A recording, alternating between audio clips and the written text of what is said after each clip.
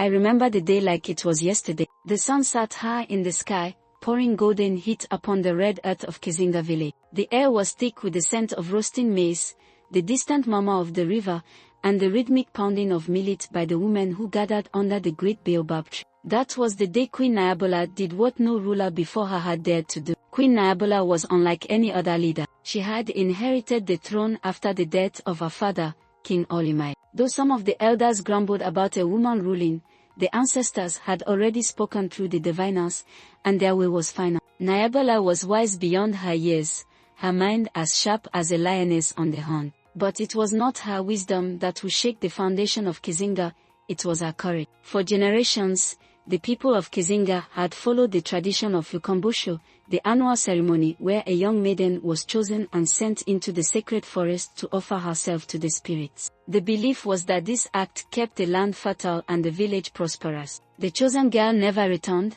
and no one dared question what became of her. It had always been this way. That year, when the elders gathered to select the maiden, Queen Nyabola stood before them, her gaze firm, her voice steady. This practice must end, she declared. Gasps filled the council hall. The elder, Baba Jomo, struck his staff against the ground. It is not your place to question the ways of our ancestors, he thundered. The spirits demand sacrifice. Nyabola did not flinch. Have the spirits ever spoken to you, Baba Jomo? Have they told you this with their own tongues? Silence spread through the hut like a creeping vine. The elders exchanged uneasy glances. They had lived by these traditions for so long that questioning them felt like standing on the edge of a bottomless pit. That night, Nyabola summoned the village storytellers, the warriors, and the young women who feared the coming of Ukumbusho. She spoke of a different way. We must not feed the spirits with our daughters, she said. If they are truly our guardians, then they will not need the blood of the innocent. Some listened with eager ears, while others feared what the spirits might do. But Nyabola had a plan. She spent days with the diviners and the herbalists, learning the true history of Ukumbusho. It had not been the spirits who demanded the sacrifice, it had been men, long ago, who sought to control the people through fear. She visited the sacred grove by daylight, something no one had dared to do. Accompanied by warriors, she found ancient carvings and symbols that told a different story, one of ancestors who had lived in harmony with nature, not in fear of it. She summoned the village scribes and the oldest living elders, seeking knowledge buried beneath centuries of silence. What she uncovered shocked even the most devout believers of Ukumbusho. The sacrifices had begun in a time of war, not in honor of the spirits, but as a means to strike fear into rival clans. On the night of the ceremony, when the drums echoed across Kizinga and the maidens stood trembling before the sacred forest, Queen Nyabola did what none expected. She walked forward and took the girl's hand, raising it high. This girl is not food for spirits, she declared. Tonight, we send a different offering, our courage, our unity.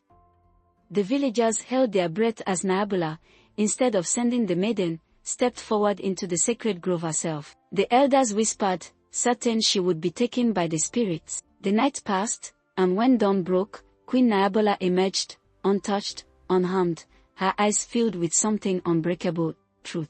But that was not the end of it. Some of the elders, particularly Baba Jomo and his supporters, insisted that the spirits would soon unleash their wrath. Crops would fail, sickness would spread, and famine would follow. The people feared the unknown, and fear is a powerful enemy. So Nyabola did not stop at simply changing the ceremony. She set out to prove that Kizinga would thrive without bloodshed. She called upon the village farmers to plant crops in the forbidden lands near the sacred grove, daring to see if the soil was truly cursed. To the amazement of all, the harvest was bountiful. She sent hunters into the forest, where none had dared go, and they returned with game, healthy and abundant. The rains came as they always had, the river flowed as it always did, and slowly, the fear that gripped the people began to loosen. Still, there were those who resisted. One night, as Nyabola sat in her hut, a shadow crept through the doorway. It was an assassin, sent by those who clung to the old ways. But Nyabola was not unguarded. Her most loyal warrior, Kolinda, intercepted the intruder. The struggle was brief, and when the light of the torch illuminated the face of the would-be killer, it was revealed to be the son of Baba Jomo. Rather than demand his execution, Nyabola called a council and faced Baba Jomo directly. "Do you see now?" she asked him. "It is not the spirits who punish those who seek change, it is men like you. For the first time, the old man had no words. And so it was that Ukombusho was no longer a night of sorrow but one of celebration, where the people danced and feasted in gratitude for life, not in fear of the unknown. Queen Nyabola's reign became a golden age for Kizinga, and her name was sung in praise long after she was gone. Even now, years later, the story of Queen Nyabola's bold move is told under the baobab tree, reminding us that traditions are not chains but paths that, when they lead us into darkness, must be changed by the light of wisdom and courage.